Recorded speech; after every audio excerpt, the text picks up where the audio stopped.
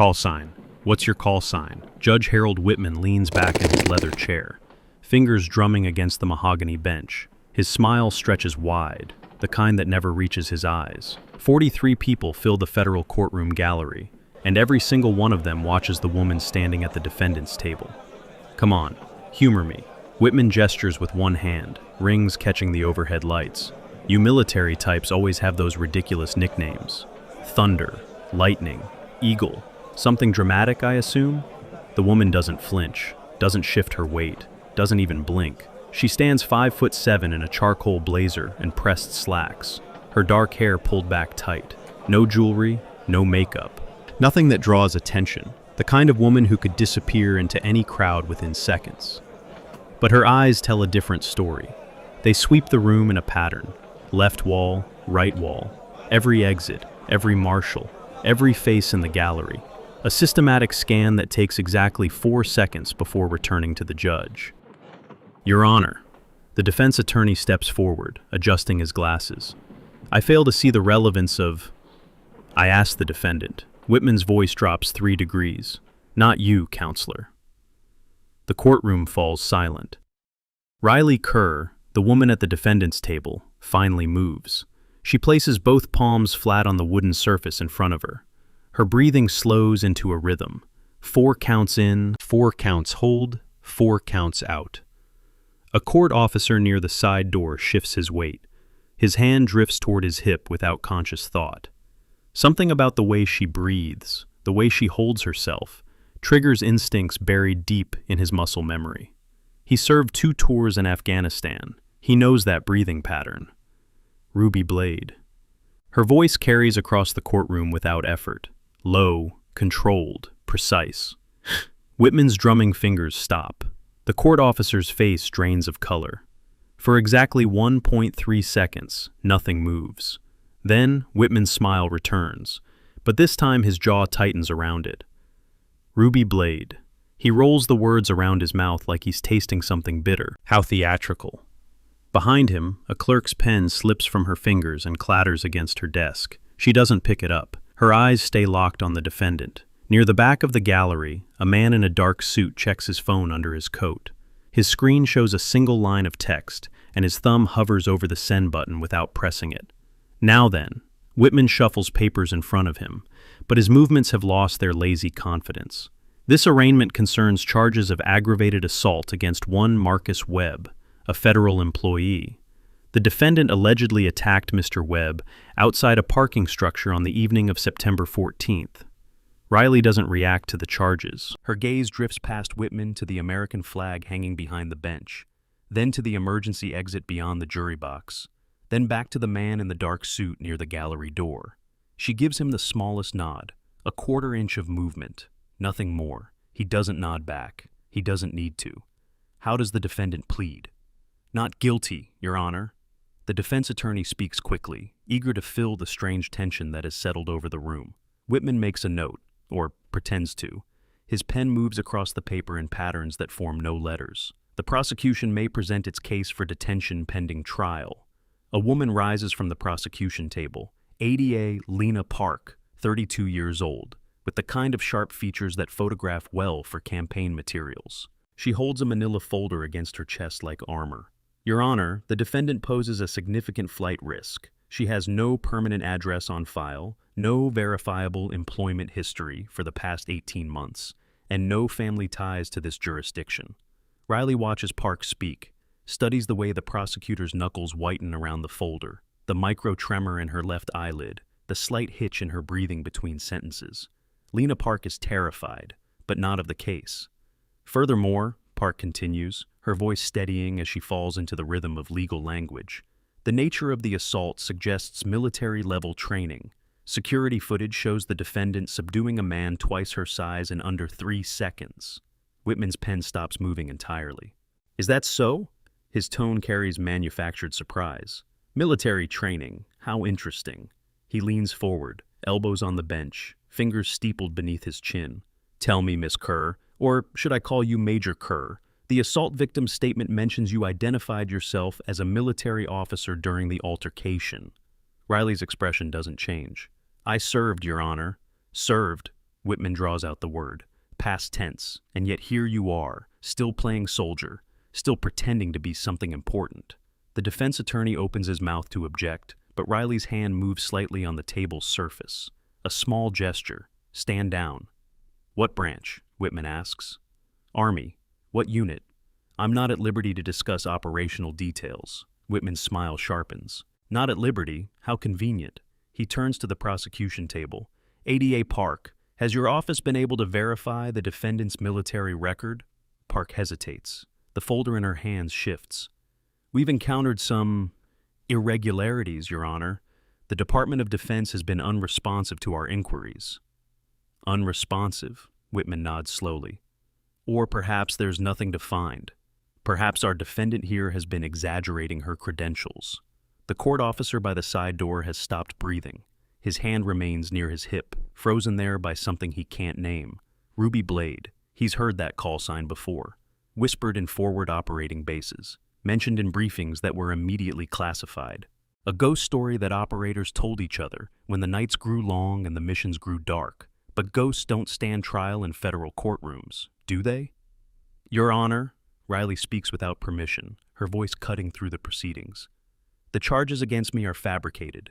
Marcus Webb is not a federal employee. He's a contractor for a private security firm with documented ties to... The defendant will refrain from conspiracy theories. Whitman's gavel cracks against the bench. The sound echoes off the marble walls like a gunshot. This court deals in evidence, not speculation. Then allow me to present evidence. You'll have your opportunity at trial, if there is a trial. Whitman's fingers drum again, faster now. Given the flight risk concerns raised by the prosecution, I'm inclined to deny bail and remand the defendant to federal custody pending. Your Honor, a new voice. The man in the dark suit has risen from his seat in the gallery. If I may approach... Whitman's drumming stops. His eyes narrow. This is a closed arraignment. Identify yourself. The man reaches into his jacket slowly, deliberately, pulling out a leather credential case. He holds it open for the marshal near the bench to examine. Special Agent Cinder, Federal Task Force. I'm here in an advisory capacity. Whitman's jaw tightens. I wasn't informed of any federal interest in this case. The interest is recent, Your Honor. Developing situation. Cinder's voice carries no inflection, no emotion, just facts. I'm not here to interfere with your proceedings, simply to observe. For a long moment, Whitman and Cinder stare at each other. Something passes between them, an acknowledgement, a warning, a calculation of odds. Then Whitman's smile returns, colder than before. Very well, the court recognizes Agent Cinder's presence. He turns back to Riley. Now, where were we? Ah, yes, bail. He makes a show of reviewing his notes. Given the defendant's unclear military history, lack of community ties, and the violent nature of the alleged crime, bail is set at $500,000. Cash bond only, no property. The defense attorney sputters. Your Honor, that amount is excessive for an assault charge. My courtroom counselor, my discretion. Whitman's gavel falls again. The defendant will be remanded to federal holding until bail is posted or trial commences. We're adjourned for a 15-minute recess. He rises from the bench, black robes swirling, and disappears through the door behind his chair. The moment he's gone, the courtroom exhales. Marshals move toward Riley to escort her to the holding area. She goes without resistance, her steps measured and precise. As she passes Agent Cinder, their eyes meet for exactly half a second. His thumb finally presses send on his phone. The message contains 2 words, trap set. The hallway outside the courtroom smells like floor polish and recycled air. Judge Whitman strides toward his chambers with the confidence of a man who owns every inch of the building. His clerk hurries behind him, tablet in hand, struggling to match his pace. Cancel my afternoon appointments, Whitman says without looking back. All of them. Sir, you have the Henderson sentencing at 2. Cancel it. His chamber door swings open. He steps inside and stops dead. A phone sits on his desk. Not his phone, a disposable burner with a green light blinking on its screen. Whitman dismisses his clerk with a wave and locks the door behind her. He crosses to the desk, picks up the burner, and dials the only number stored in its memory. 2 rings, then a voice like gravel. You saw her? She's here. Whitman keeps his voice low even in the privacy of his own chambers. Ruby Blade? She gave the call sign in open court. Silence on the other end. Then, That's impossible. She's supposed to be dead. Clearly the reports were exaggerated. This changes things. It changes nothing. Whitman moves to his window, looking down at the parking structure 4 floors below. She's a defendant in my courtroom. I control the process. I control the outcome. You don't know what she's capable of. I know exactly what she's capable of. His reflection in the glass shows a man whose smile has finally fallen away. That's why I set the bail where I did. $500,000 cash. She doesn't have access to those kinds of funds. Not anymore. Not after what we did to her accounts. And if someone posts it for her, then we move to plan B. Whitman turns away from the window. She wants to play games? Fine. I've been playing games in this courthouse for 23 years. No one beats me on my own field. The federal agent, Cinder, he's a problem. He's one man, and he doesn't know what we have buried in this building. Whitman sits down in his chair, leather creaking beneath him. The evidence locker, the IT systems, the medical examiner's records, everything is in place, everything is controlled. She found Webb. Webb was careless, I'm not. Another pause. When the voice returns, it carries a new weight. Handle her, Harold. Handle her quietly. If she starts digging, if she gets to the records, everything unravels. Everything. I've already made arrangements. Whitman opens his desk drawer and removes a second phone. The defendant will have an accident in transit, or in holding, or somewhere between. These things happen. Make sure they do. The line goes dead. Whitman stares at the burner phone for a long moment, then drops it into his paper shredder. The machine whines as it reduces the device to fragments. He picks up the second phone and sends a text to an unlisted number. Package needs handling. Tonight, clean. The response comes in 3 seconds. Confirmed. Parking level 2, 2200. Whitman allows himself a small smile. In 12 hours, Ruby Blade will be nothing but another unsolved case file. Another tragedy in a system full of tragedies. He doesn't notice the tiny device adhered to the underside of his desk lamp. A transmitter no larger than a grain of rice, broadcasting on a frequency that only one receiver in the building can detect. The receiver sits in Riley Kerr's left ear, hidden beneath her hair. She heard every word. They wanted her silenced. They wanted her gone. But Riley Kerr has been playing this game longer than any of them know. If you believe justice should never be bought or sold, hit that like button now, and subscribe to see what happens when the hunter becomes the hunted. The federal holding facility occupies the basement level of the courthouse, a maze of concrete corridors and reinforced doors designed to strip away any sense of hope. Riley walks through it with her hands cuffed in front of her, flanked by 2 marshals who haven't spoken a word since leaving the courtroom. She counts steps. 37 from the elevator to the first security checkpoint. 22 from there to the processing area. 14 from processing to the row of holding cells. Numbers matter, details matter. In her world, the difference between survival and failure often comes down to knowing exactly how many steps separate you from the nearest exit. Cell 4, the lead marshal says, unlocking a heavy steel door. Arraignment holding. You'll stay here until your attorney posts bail or the transport arrives. Riley steps inside without comment. The cell measures 8 feet by 10 feet, with a concrete bench bolted to the wall and a stainless steel toilet in the corner. Fluorescent lights buzz overhead, casting everything in a sickly yellow glow. The door clangs shut behind her. Locks engage with a mechanical thunk. She sits on the bench and begins counting again. Not steps this time. Seconds. Whitman will move fast. The conversation she overheard in his chambers confirmed what she already suspected. This isn't about an assault charge. This is about silencing a witness before she can expose the network that has been operating out of this courthouse for nearly a decade. Racketeering, evidence tampering, witness elimination disguised as accidents and suicides. And at the center of it all, a federal judge who believes himself untouchable. Riley closes her eyes and reviews the mission parameters one more time. Objective 1. Identify the full scope of the network. Status, in progress. Whitman confirmed the involvement of IT systems, the evidence locker, and the medical examiner's office. Objective 2. Gather actionable evidence. Status, pending. The transmitter captured Whitman's conversation, but phone recordings alone won't bring down a federal judge. She needs documents, physical proof, something that can't be dismissed as doctored or taken out of context. Objective 3. Extract without casualties. Status, complicated. The plan was never supposed to involve getting arrested. She was supposed to make contact with Webb, extract information about his role in the network, and disappear before anyone knew she was there. But Webb panicked. Webb ran. And when cornered, Webb threw a punch that forced Riley to defend herself in full view of 3 security cameras and half a dozen witnesses. Now she's sitting in a federal holding cell, waiting for Whitman to send his cleaners. The smart move would be to signal Cinder, abort the mission, and extract through legal channels, post bail, disappear, try again with a different approach. But legal channels won't help the people already buried by this network.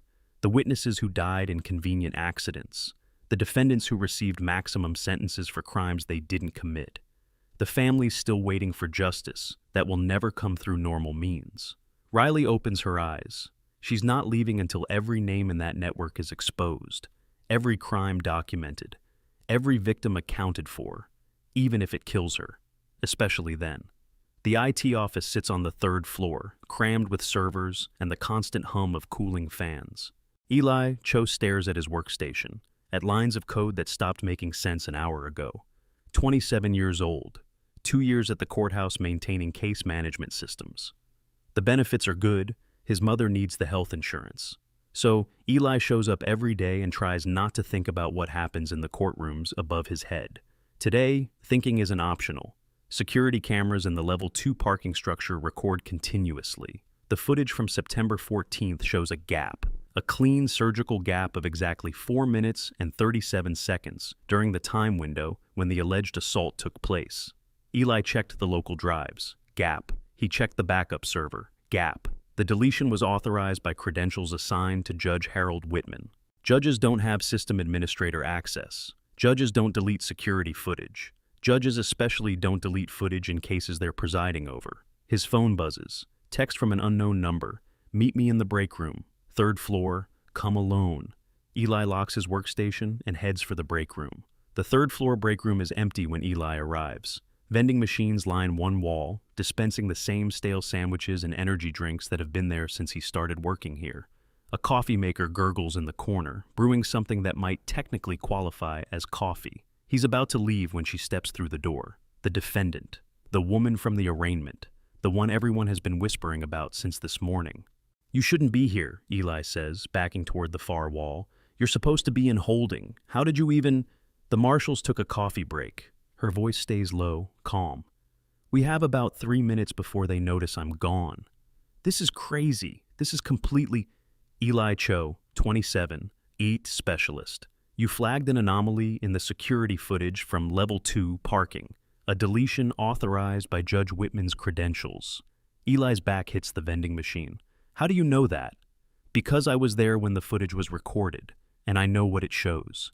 She takes one step closer, keeping her movements slow and non-threatening. Webb didn't attack me. I attacked him. In self-defense, after he pulled a weapon and tried to force me into a van with tinted windows and no plates. That's not what the police report says. The police report was written by officers who answered to people who answered to Whitman. She pulls something from her pocket, a folded piece of paper. This is a list of cases from the past 5 years. Assault charges that went to trial in this courthouse. Every single one resulted in conviction. Every single one involved defendants who tried to expose financial irregularities in federal contracts. Eli doesn't take the paper. What does that have to do with me? The deletion you found isn't an isolated incident. It's part of a pattern. Evidence disappears, witnesses recant, and anyone who asks too many questions ends up facing charges of their own. She extends the paper again. Or worse. Why are you telling me this? Because you found the gap, which means you're already involved, whether you want to be or not. Her eyes hold his, and for the first time, Eli sees something behind the calm exterior, something that looks almost like urgency.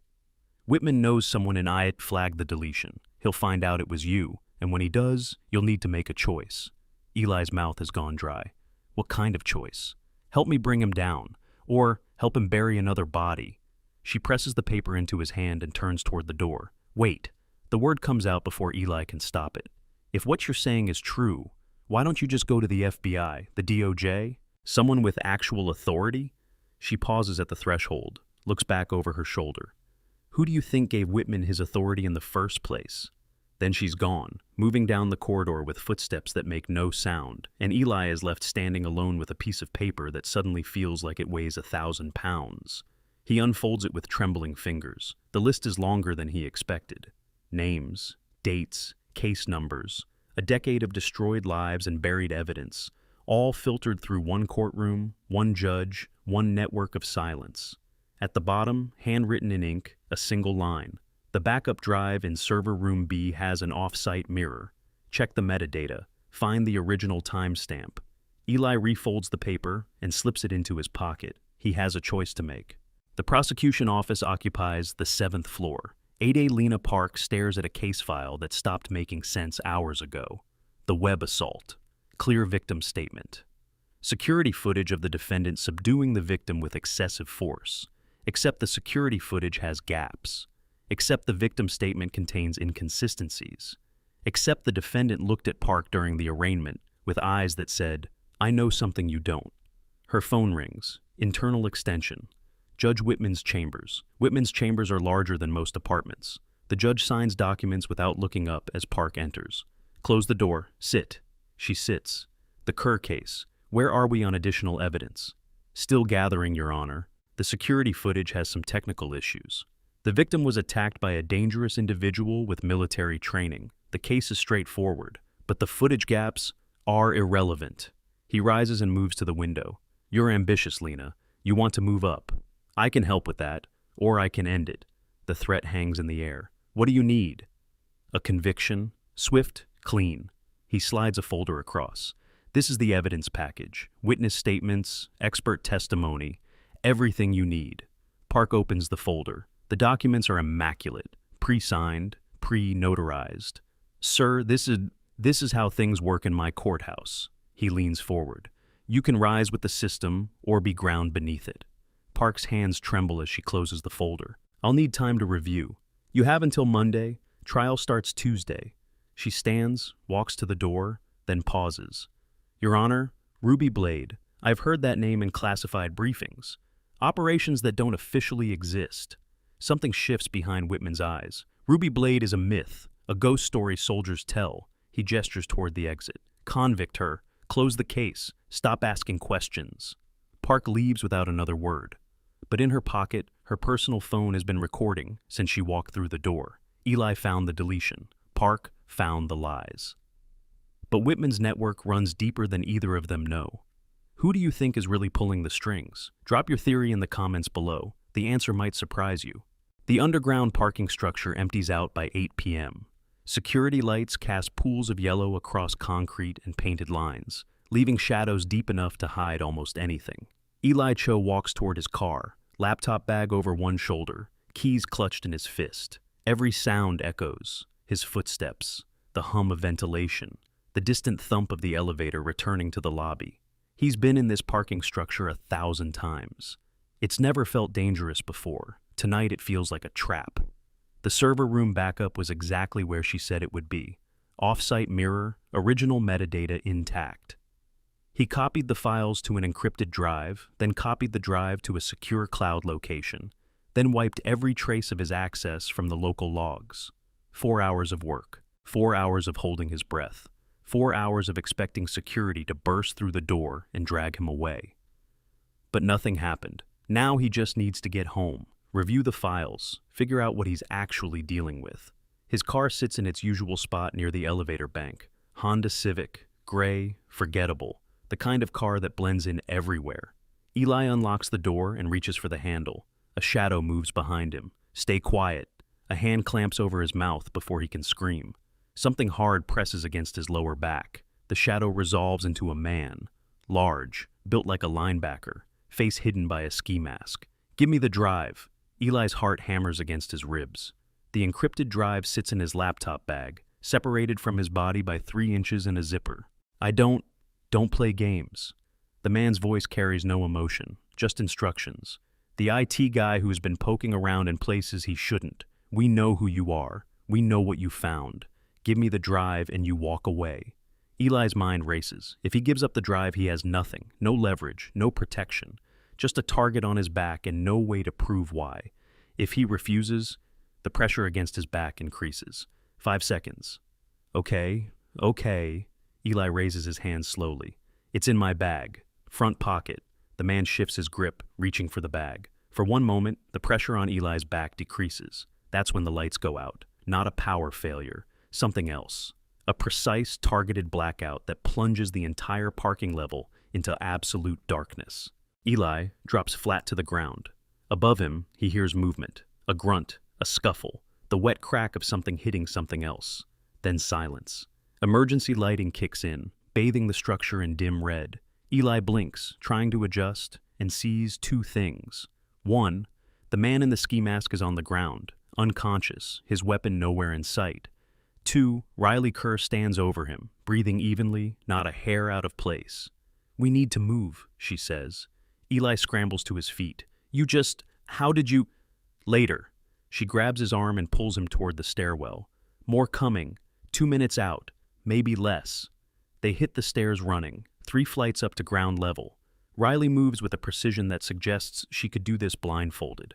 Eli just tries to keep his feet under him and his lungs functioning. The stairwell door bursts open onto a side street behind the courthouse.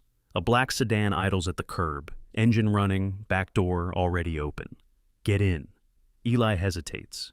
Getting into strange cars with people he just met is approximately item number 3 on his list of things never to do. But footsteps echo from the parking structure behind them, and Riley's eyes carry an urgency that doesn't invite debate. He gets in. Riley slides in beside him. The door slams. The sedan accelerates. Through the rear window, Eli sees 2 men emerge from the parking structure entrance. They watch the car disappear into traffic. Then one of them pulls out a phone. "They'll track the plate," Eli says. The plate is registered to a rental company that doesn't exist. Riley turns to face him. The car will be abandoned in 15 minutes and replaced with another. Standard protocol. Standard protocol for what? She doesn't answer directly. Instead, "The files you copied, did you have time to review them?" Eli shakes his head. "I just grabbed everything. 32 gigabytes of data. Could take days to sort through." "You don't have days." Riley's voice drops lower. "Whitman is moving tonight. He's already sent a team after you. By morning, your apartment will be searched, your accounts will be frozen, and your name will be attached to whatever crime they need to justify making you disappear." Eli's throat tightens. This was supposed to be a normal job. "I just wanted to help my mom with her medical bills." Something in Riley's expression shifts, softens, just slightly. "I know. I'm sorry you got pulled into this." She reaches into her jacket and produces a phone. "But you're in now, and the only way out is through." She hands him the phone. It's a burner, already activated, with a single contact saved. "If anything happens to me, call that number. Tell them Ruby Blade sent you. Tell them what you found." She holds his gaze. "Can you do that?" Eli takes the phone, nods. "Good." She turns to face forward as the sedan weaves through evening traffic. "Now let's talk about what's actually happening in that courthouse." Dr. Naomi Sloan has worked in the medical examiner's office for 17 years. She's autopsied gunshot victims and drowning victims and victims of accidents that stretch the definition of accidental to its breaking point.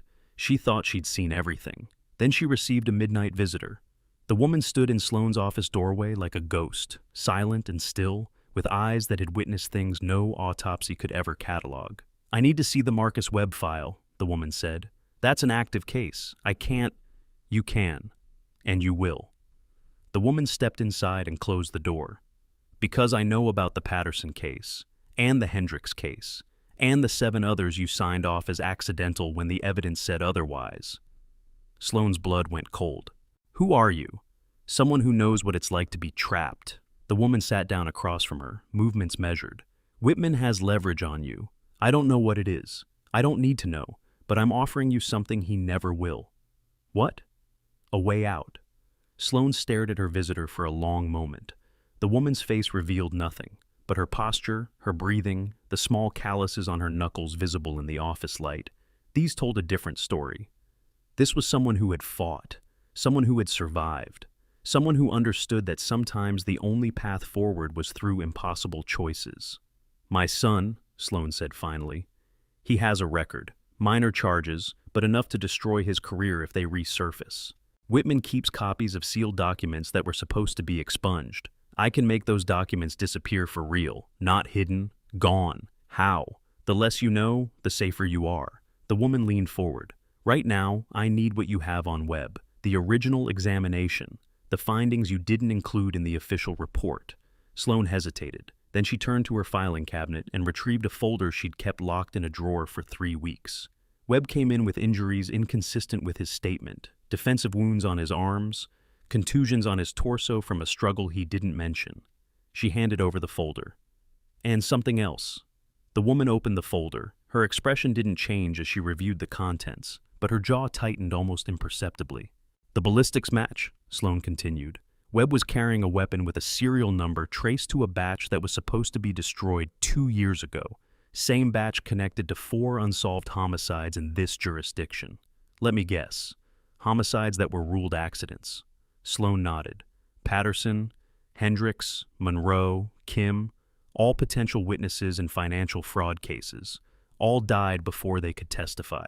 The woman closed the folder and stood. I need a sample from evidence lockup. Ballistic fragment from the Kim case. Can you get it? That evidence is under seal. Can you get it?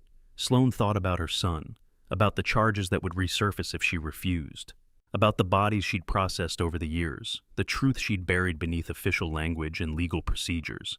Tomorrow morning, I have access during inventory review. Tomorrow morning, the woman moved toward the door. And doctor, keep this meeting to yourself. Whitman has eyes everywhere. She was gone before Sloane could respond.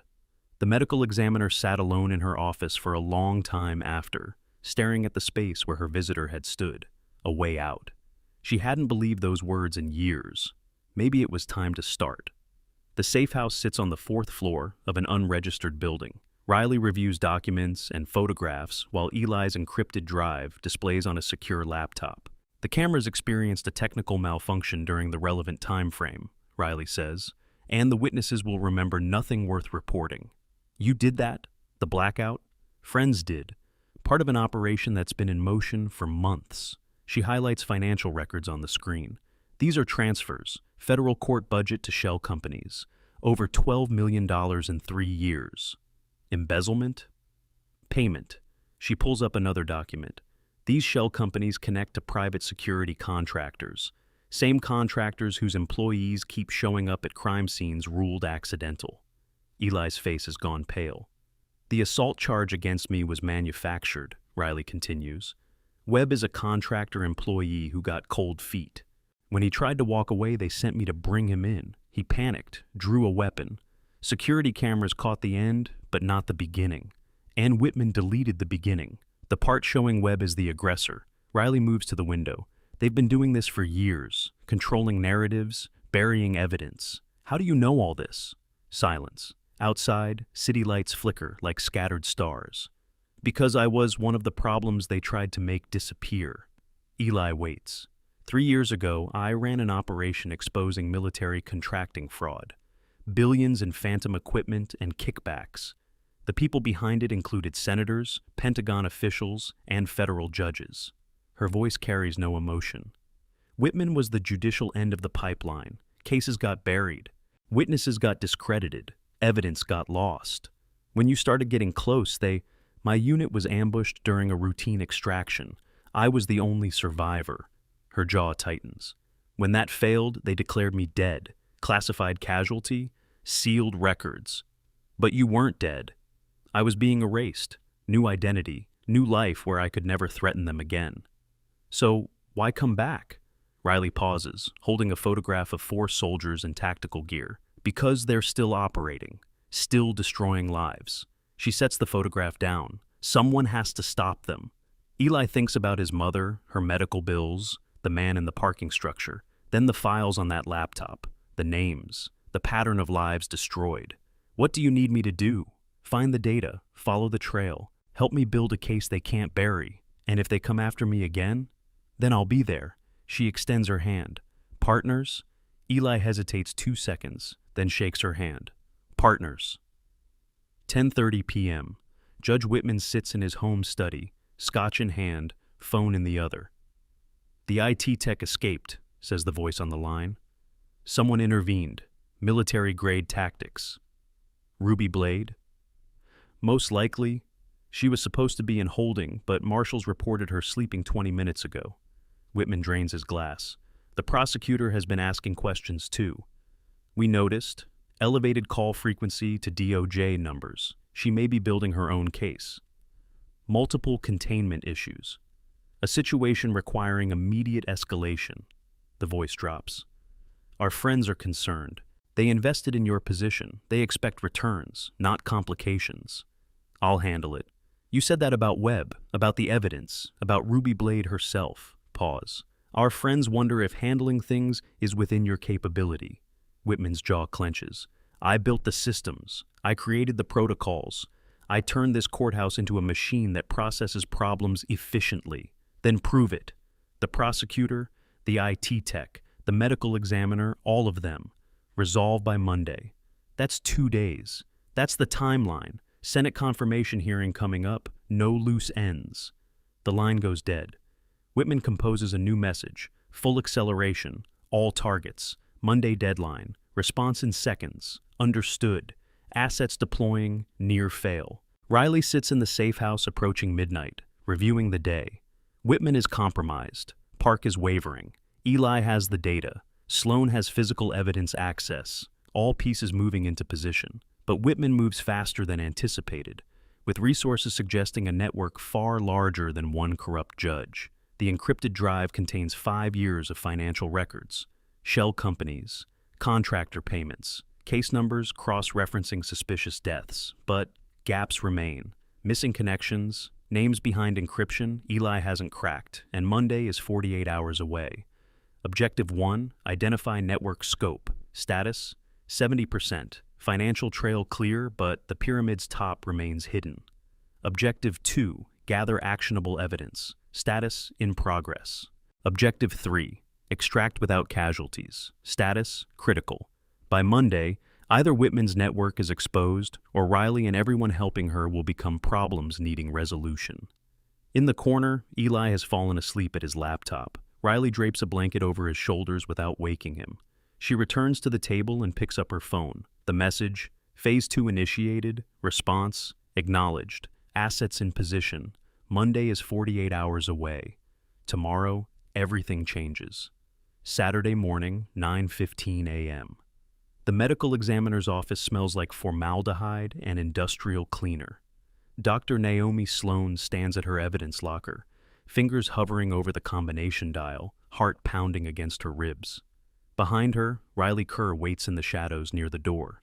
The inventory review starts in 20 minutes, Sloan says without turning around. Security rotates at 9:30. That gives us a window of about 12 minutes. That's enough. The lock clicks open. Sloan pulls out a metal drawer and retrieves a sealed evidence bag. Inside, a small fragment of metal catches the fluorescent light. Ballistic fragment from the Kim case, never submitted to the official record. Sloan hands it over. The serial markings match the weapon Webb was carrying when you confronted him. Same batch, same source. Riley examines the fragment through the plastic. This connects Webb to 4 deaths. 5, if you count the Patterson case. Sloan closes the drawer and relocks it. I've kept copies of every autopsy report Whitman made me falsify. Digital files on an encrypted server, physical copies in a safety deposit box outside the city. Why keep them? Sloan meets her eyes.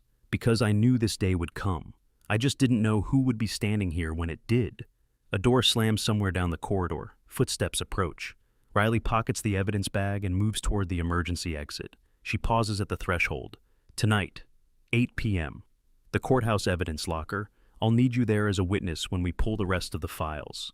That's after hours. Security will be handled. Riley's voice carries absolute certainty. Be there, doctor. This ends tomorrow. She disappears through the exit before Sloan can respond. The footsteps grow louder. A security guard rounds the corner, clipboard in hand. Dr. Sloan? Inventory review is starting early. The judge wants everything cataloged by noon. Sloan forces her expression neutral. Of course, I'll be right there. The guard nods and continues down the hall. Sloan stares at the door where Riley vanished. Tomorrow. Everything ends tomorrow. For the first time in years, she believes it. The safe house buzzes with activity. Eli hunches over his laptop, lines of code scrolling across multiple screens. Riley spreads documents across the table, connecting names and dates with red string, like a detective from an old crime show.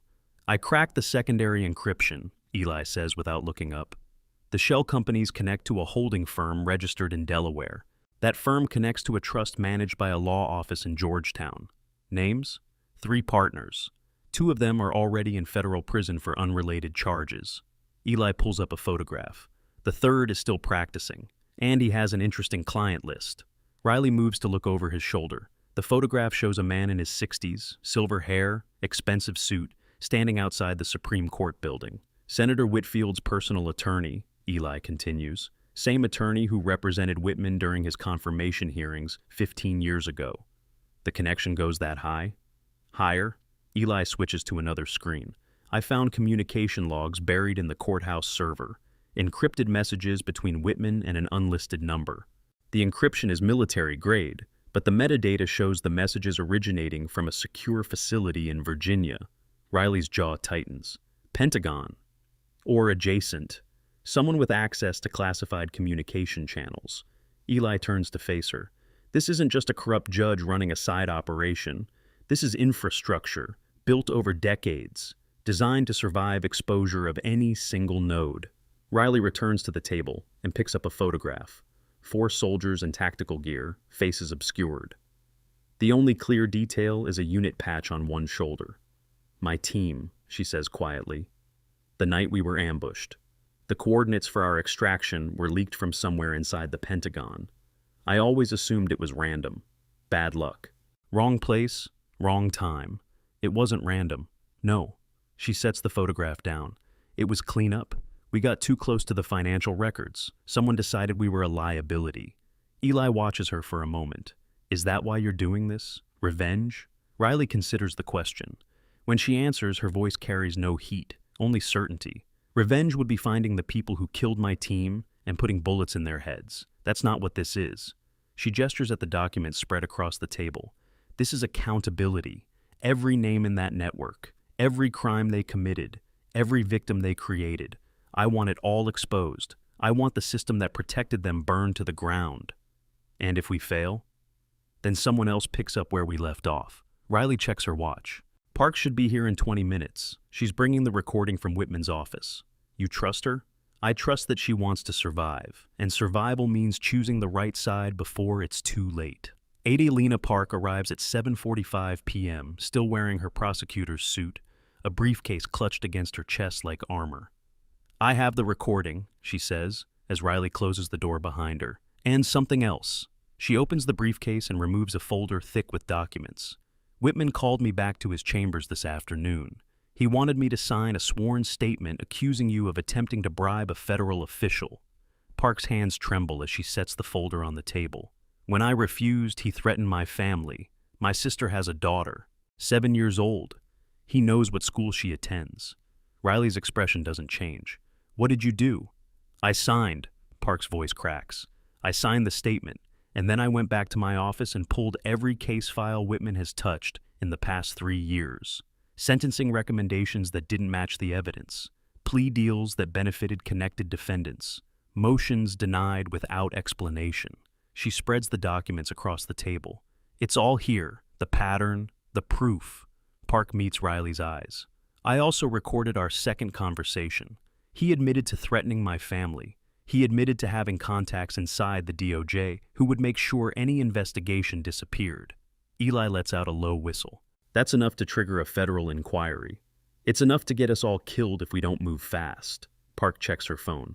Whitman's deadline is Monday morning. He expects me to present the falsified evidence at trial. If I don't show up, he'll know something's wrong. Riley picks up the recording device from Park's briefcase. Then we give him what he wants. A trial. Just not the one he's expecting. 8 p.m. The courthouse stands dark against the evening sky, security lights casting long shadows across the plaza. Riley approaches from the service entrance. Dr. Sloan bebrished her. Eli monitors their progress from a van parked 2 blocks away, his laptop connected to the courthouse security feed. Guard rotation in 3 minutes. Eli's voice crackles through Riley's earpiece. You'll have a 7-minute window before the next patrol. Copy. Riley keys the service door with a card Sloan provided. The lock disengages with a soft click. The evidence locker occupies a basement room at the end of a long corridor. Fluorescent lights flicker overhead as they move, casting everything in stuttering illumination. The Kim case files should be in Section 7, Sloan says, along with Patterson, Hendricks, and Monroe, all sealed by judicial order. Whitman's order. Of course. They reach the locker room door.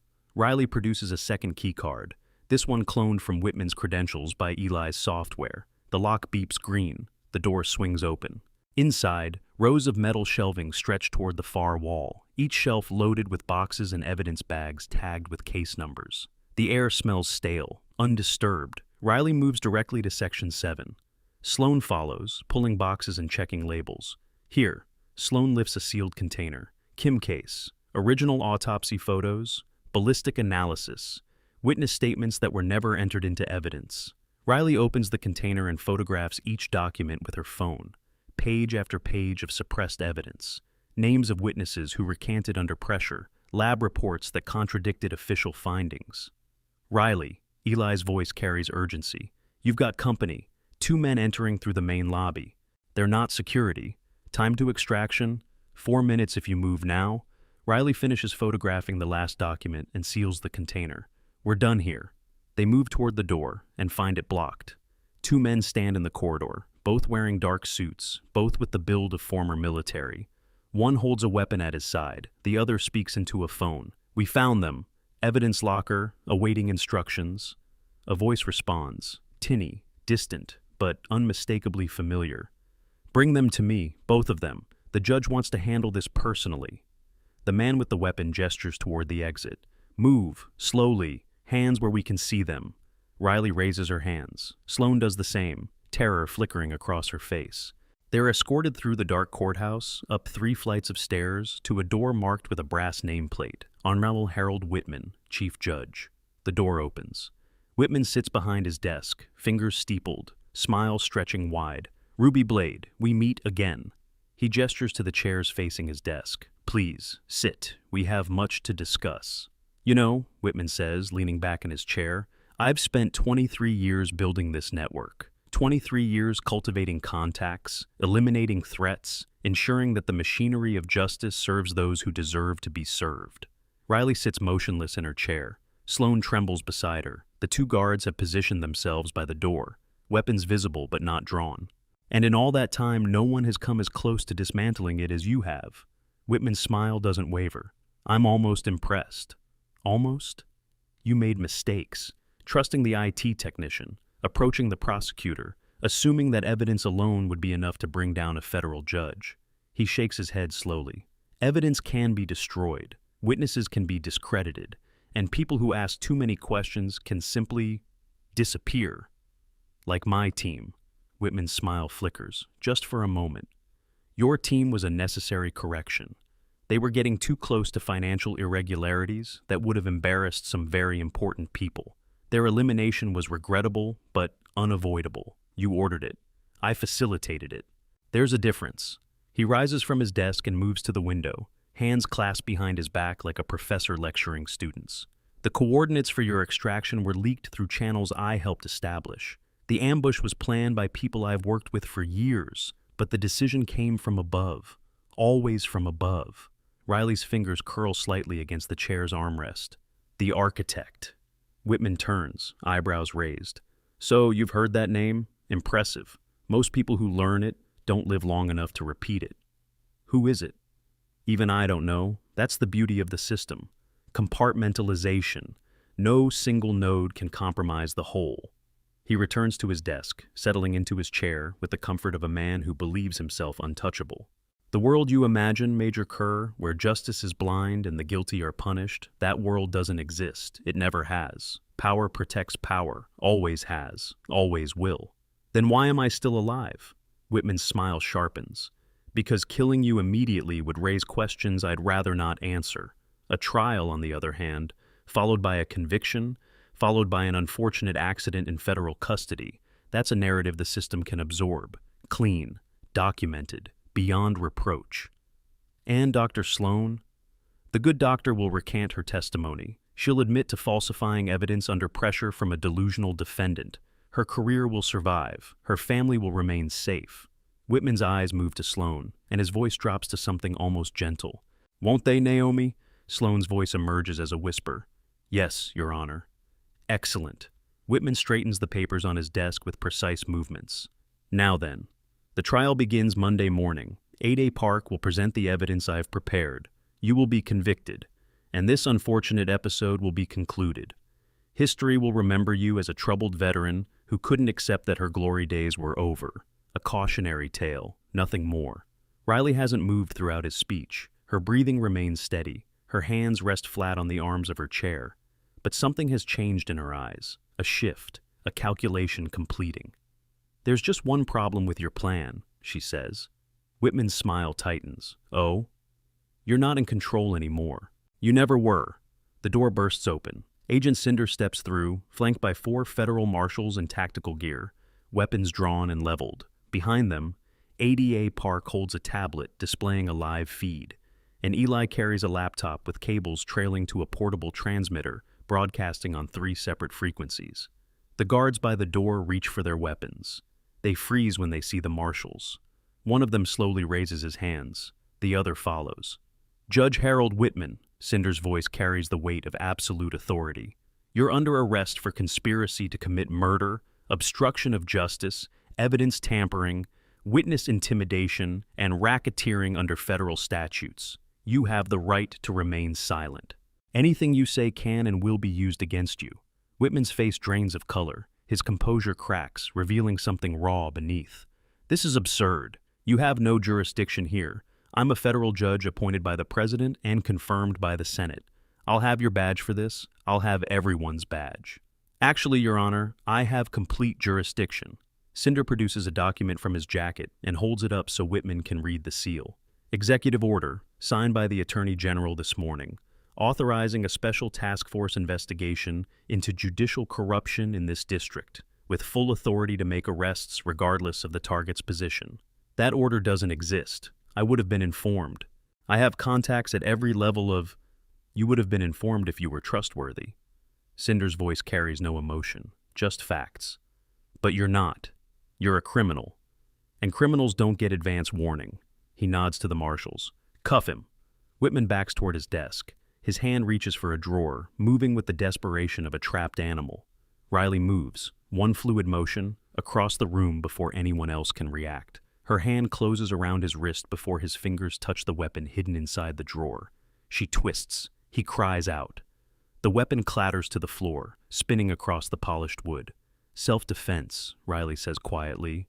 Her face inches from his. "Minimal necessary force. Standard protocol." She releases his wrist and steps back as the marshals move in. Whitman's face contorts with rage. "You have no idea what you've done. The people I work for, the people who built this network, they'll destroy you. They'll destroy everyone in this room. Then they'll have to get in line." Riley produces her phone and holds up the screen. Because right now, this conversation is being broadcast live to the DOJ, the FBI, and 3 major news networks. Whitman's mouth opens, closes. No words emerge. "The recording started when I sat down," Riley continues. "Every word you said about my team, about the network, about the people you serve, all of it, documented, transmitted, archived." She steps closer. "You wanted a trial, Your Honor. Congratulations. You're going to get one." The marshals snap cuffs around Whitman's wrists. He doesn't resist. His eyes stay locked on Riley, filled with something that might be hatred or might be fear, probably both. Justice doesn't always arrive on schedule, but when it does, it arrives in force.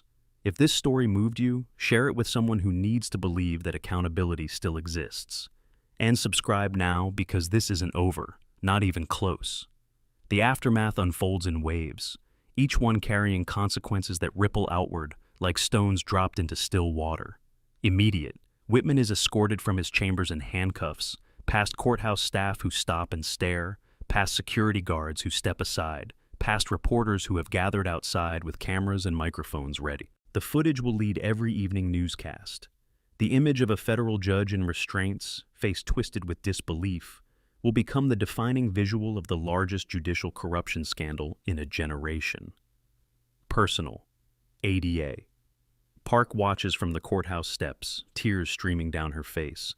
phone pressed to her ear as she tells her sister to take her daughter somewhere safe. The threat is over. The nightmare is done. But she knows the healing will take longer. The choices she almost made, the documents she almost signed, the person she almost became, those shadows will follow her for years.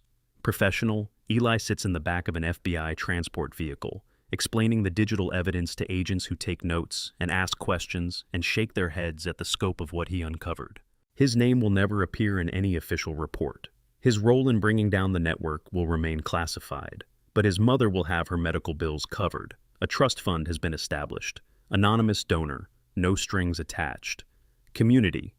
Dr. Sloan returns to her office and begins the process of correcting every falsified autopsy report she signed under duress. Patterson, Hendricks, Monroe, Kim, 4 names, 4 families, 4 truths that were buried and are now being exhumed. She works through the night, reviewing files, making notes, preparing the documentation that will finally give the dead their voice. Institutional. The courthouse is placed under federal oversight pending a complete audit of every case Whitman presided over. The number is staggering. Over 2,000 cases in 23 years. Each one must be reviewed, each verdict examined, each sentence evaluated for signs of corruption or coercion. 3 other judges request immediate leave of absence. 2 prosecutors resign. 1 clerk turns state's witness in exchange for immunity. The building that once symbolized justice now stands as a monument to how easily that justice can be perverted. Legacy. The families of Riley's fallen team receive official notification that the circumstances of their deaths are being reinvestigated. A Pentagon liaison arrives at each home with letters and apologies and promises that this time the truth will be told. No guarantees of prosecution, no certainty of closure, but acknowledgement, at least, that the system failed them. That their loved ones were not casualties of war, but victims of something far more insidious. Monday morning, 9 a.m.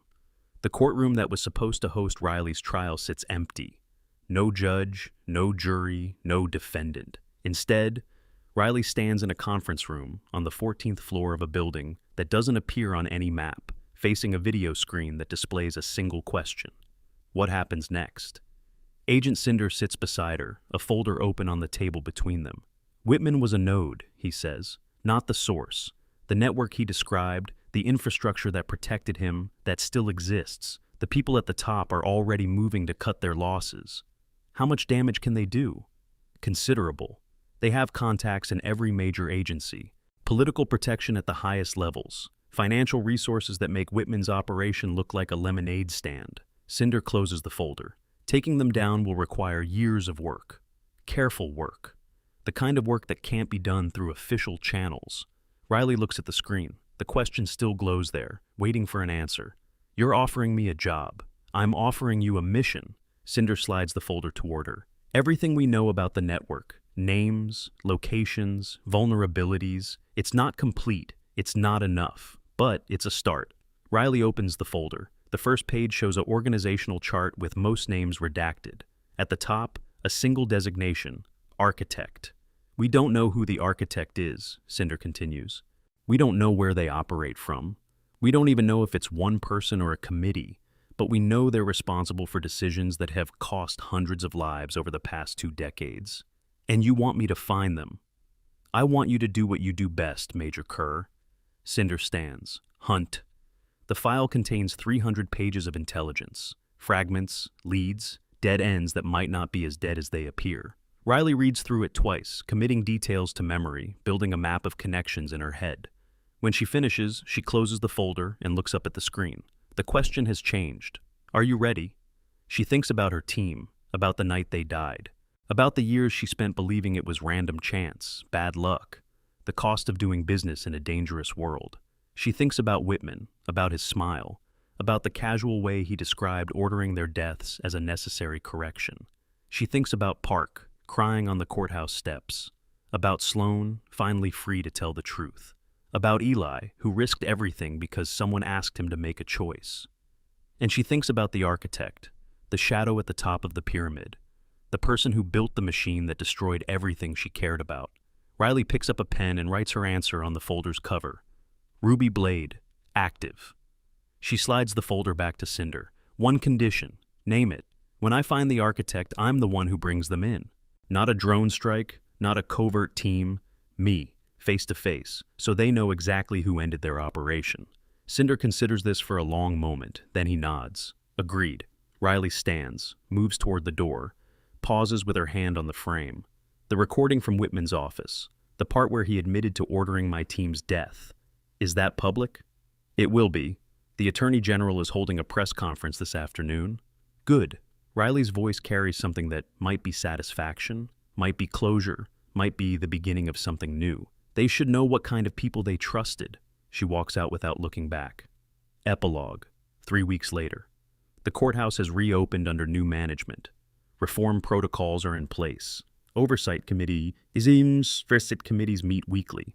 Anonymous tip lines have been established. Training programs on identifying corruption have been mandated for all staff. The machinery of justice grinds forward, slower now, more careful, more aware of how easily it can be corrupted when good people stay silent. Whitman awaits trial in a federal facility 3 states away, isolated from the general population for his own protection. His lawyers have filed motions for dismissal, for change of venue, for suppression of evidence. All denied. The trial is scheduled for spring. Legal experts predict it will last months. The evidence is overwhelming. The witnesses are numerous. The outcome, they say, is not in doubt. Park has been promoted to lead prosecutor on the case. She accepted the position on one condition, that every falsified document bearing her signature be entered into evidence as proof of the coercion she faced. The judge presiding over the trial agreed. Her testimony will be among the most damning, not because of what she did, but because of what she almost did, and why. Eli returned to work at the courthouse, then resigned 2 weeks later. The building held too many memories, too many shadows and corridors that used to feel safe. He now consults for a cybersecurity firm that specializes in protecting whistleblowers and exposing institutional corruption.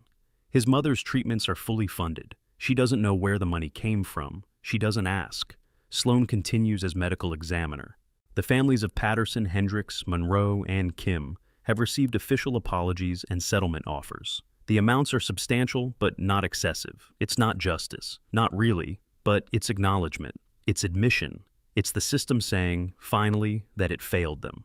And Riley? Riley sits in a hotel room in a city she won't name, reviewing files on a laptop that can't be traced. The curtains are drawn. The lights are low. On the desk beside her, 3 photographs are arranged in a row. Faces, names, locations. The first 2 have red X marks drawn through them. Targets acquired, leads followed, dead ends that turned out to be alive after all. The third photograph shows a building. No face, no name, just a location in Geneva and a timestamp from 6 days ago. The architect remains a shadow, but shadows leave traces, patterns, points of vulnerability. She's found 3 already. By spring, she'll have found more. Her phone buzzes. Message from Cinder, new intel, flight to Geneva departs 0600. Asset will meet you at arrival. Riley closes the laptop, begins packing, checks her weapon, her documents, her cover identity. Outside the window, the city lights flicker against the darkness. She pauses at the door, looks back at the room one last time. On the nightstand, a challenge coin sits beside a photograph of 4 soldiers in tactical gear. Her team, her family, the people she couldn't save. Riley picks up the coin, runs her thumb across the engraved surface. Rest easy, she says quietly. I'm not done yet. She slips the coin into her pocket and walks out into the night. The screen fades to black. A single line of text appears. Ruby Blade will return. Below it, smaller, he thought he was the law, but the law has a blade of its own. She was quiet. They looked at her, but she was the strongest person in the room. This is why we never judge people too far. Restraint is quiet. Subscribe for more stories like this. Comment your thoughts below and share it with a veteran you know. Stay strong. See you soon in the next story.